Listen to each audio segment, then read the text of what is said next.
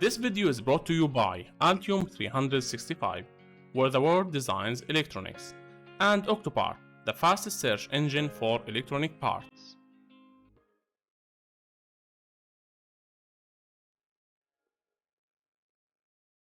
Setting up project options. Project-specific settings are configured in the Project Options dialog. The project options include the error-checking parameters, which in a connectivity matrix, class generation settings, the comparator setup, engineering change order generation, output paths, and connectivity options.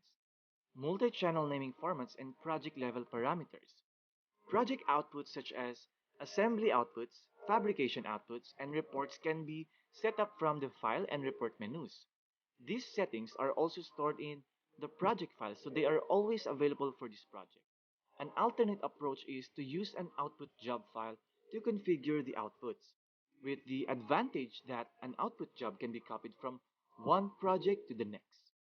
Now see preparing your design for manufacture to learn more about configuring outputs.